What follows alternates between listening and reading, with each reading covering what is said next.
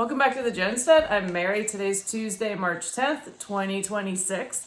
And this article just came out today on Zero Hedge. The Hormuz mine threat emerges. White House denies tanker escort. So earlier today, U.S. Energy Secretary Chris Wright tweeted, quote, President Trump is maintaining stability of global energy during the military operations against Iran. The U.S. Navy successfully escorted an oil tanker through the Strait of Hormuz to ensure oil remains flowing to global markets. Well, that sent stocks soaring and crude prices tumbling. And then, not too long after he tweeted that out, the White House, in a press conference, came out and announced they did not escort a ship and that Iran is placing mines in the strait. So guess what? The stocks dipped and crude went back up. And this really shows you how fragile these markets are, and they're so reactionary. And this happened yesterday. Also, Trump had a press conference. I watched most of it. And he stated, quote, the war is very complete. And I don't even know what that meant because it made no sense to me at all. So after he said that, both the markets started to go up and crude started to drop because there was this impression that the war was wrapping up. And then, of course, that was followed by heavy bombing that commenced once again. And so then again, we're seeing this absolute reaction to each and every action or tweet or whatever is said. And that's why it's so important for us, for everyone, to watch what they do and don't just listen to what they say. And I think it's really important. I think it's really concerning how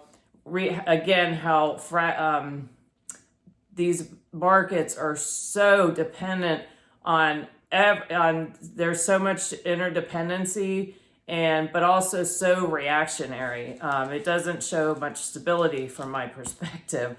And given the disruption to this point, you should really be preparing for supply chain disruptions and inflation. That's really important to pay attention to. And a lot of people, well, that's all the way over there. Why should I care about that? Well, 20 millions of barrels of oil a day go through that strait. And these are things to be concerned about, not only the ongoing war and the cost of that, but the disruption in shipping in the strait. 30% of the world fertilizer exports go through there. So that's going to affect heavy agriculture countries like our own. And the farmers now, I'm sure, already have bought their fertilizer for this season, but it's going to definitely affect for next year, which will then, of course, affect the cost of food. Cost of fuel is going up, which will raise the cost of everything because everything that ends up at your table or on your desk was shipped and it was transported. So, and the other thing to keep in mind is it's not just going to affect the cost of fuel to put in your car, because crude oil is used in so many products. And I found an article talking specifically about this that I'll link in the comments below if you'd like to reference it. So crude oil is used in fuels, gas, diesel, jet, heating, and LPG, which is liquefied LPG, sorry. Petrochemicals, raw materials derived from crude. So you have plastics, synthetic something, I can't read my handwriting. Synthetic rubber, fertilizer, and pesticides, and also lubricant and wax, and that would be motor oil, paraffin wax, petroleum jelly. It's used in asphalt, solvents, pharmaceuticals, and cosmetics. So it is very important for us in the United States because pretty much everything we buy is actually made in China. And China is the world's largest crude importer and is the main buyer from Iran. So their supply is being disrupted which is going to affect us directly. And if their supply has been significantly disrupted, that's going to disrupt their manufacturing. And then we in America, like it or not, are, again, as I said, are hard pressed to find anything that's not made in China that when we go shopping. So be it, clothes, lawn equipment, gardening equipment, furniture, rugs, whatever, and cosmetics. So that's going to be a significant supply issue that everyone needs to keep in mind. And also you're going to have the costs go up on everything. So generally speaking, the increase in fuel costs are going to increase the cost of everything across the board. And it's important to prepare for that. And you're going to have supply chain issues. So then you're going to have significant inflationary effects of that. So if you can get your hands on it, it's going to be very expensive. So it's so important for us to be paying attention to this. And we already have in our country significant economic headwinds where we're almost $89 trillion in debt. The jobs report just was published Friday, showed for the year, the household report now shows a loss of over 1 million jobs this year. So that's only 2 months. That's 2 months worth of reporting. And then we have seen significant weakening shown in the private credit. In private credit, you're seeing cracks in that. And we also have so many bubbles going on. We have the bonds, the debt, the housing bubble, the AI bubble. And then I just looked today, gold and silver are going up, but our currency value is going down. And so they're more, I think we're in a more precarious situation than we were in 2008 when we had the economic meltdown. And that meltdown blindsided a lot of people, including myself. And that is one of the reasons I make these videos, is other people made videos that helped me learn and understand what was going on and after the fact. But I also know that I resonated with some people had really good content, but their style I didn't like, and not everyone's going to like my style either. So I understand that.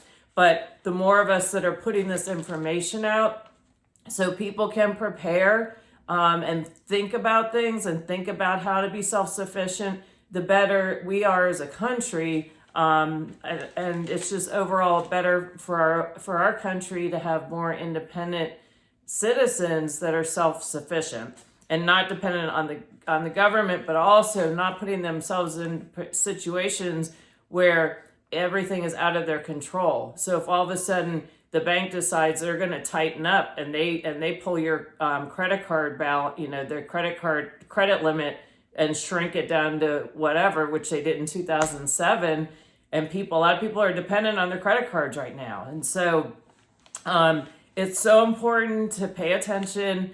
Things you can do: get out of debt the best you can, so that you're in better control of your financial future and security.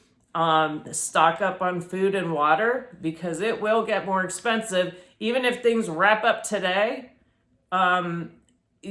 there's been a tremendous disruption. And so there are going to be financial impacts from that. Make sure you have medicine if you take medicine, first aid. Make sure you have your animal supplies. Keep your fuel tank topped off and maybe fill up a couple extra cans. But remember, regular diesel will store longer than regular unleaded, so just keep that in mind. And set aside an emergency fund, best if you can. Set aside some extra cash on the side in the event that something comes up. And again, you're seeing more layoffs, and people, the more in debt they are, they can't survive a week without a paycheck. And so trying to and all the costs of everything has gone up with insurance and health insurance and everything else. It is very difficult unless you're in that top 10% of the population, which the top 10% is responsible for 50% of all the consumer spending in this country. But most of us aren't in that 10% category, are we? So something else to think about is to make sure your training. We understand there are more risks in the homeland, possibility of terrorist attacks taking place. So, just pay attention. Pay attention. Use your situational awareness. Train. Learn some skills. Learn self-defense. Every area has different martial arts schools that you can participate in, or even just get up and start doing something. And as far as prepping, just today, finally we were getting some really nice warm weather. So I've been out, we're out clearing, cleaning up and kind of doing some spring cleaning. I was doing some scrubbing with cleaning up all the chicken watering cans and getting that cleaned up and transplanting, moving some of my plants around. And recently I planted 2 peach trees and an apple tree. So I'm going to need to get another apple tree. But I also saved some apple seeds from Granny Smith, Macintosh, and I forget what, Angala apples. And so, so I put those in the fridge for about 3 months, and I put them out and I basically left them out on a wet paper towel, and they start to sprout. And I've just planted them, and I noticed today my Granny Smiths are starting to come up. So that's kind of fun to watch that. Granted, those are a long way out from producing fruit, but it's, doing something, getting started, doing something every day to prepare for the future. And I'm also really thinking about what I want to be planting in the spring. And then I've got chicken eggs in the chicken incubator, and Monday is when, assuming everything is coming together as it should, I should start having chicks hatching on Monday. So I need to get prepared for that as well. But it is so important to pay attention to what's going on. Don't just listen to what they're telling you, because we've been hearing, everything is awesome, never been better, prices are down, economy's awesome. But the proof is in the pudding. We see it when we go shopping. We see what's going on in the country. And so again, the better prepared we all are, the better prepared we are to be able to help somebody who is in need. So the other thing you need to remember to do if you're in Virginia is make sure you get out and vote no on the unconstitutional constitutional amendment that the Democrats have put forward for redistricting. And if you get upset with me because I'm being partisan, these people want fairness in voting, also want to raise taxes on everything in Virginia, including dog walking and dog grooming. So please get out and vote for that. Vote no. And early voting has started, and that ends on April 21st, 2026. So please vote no. We need to turn out. I know there are a lot of shenanigans in the voting machines and everything. I get it. I've seen it. But I think we get out in large numbers, we can actually make a difference. So there are things we can control, as I talked about in my last video. Things you can't control, but you need to be informed about, and then focus on the things you can control. So anyway, thank you for watching. Please like, subscribe, and share. And I look forward to talking to y'all again soon. Have a great day.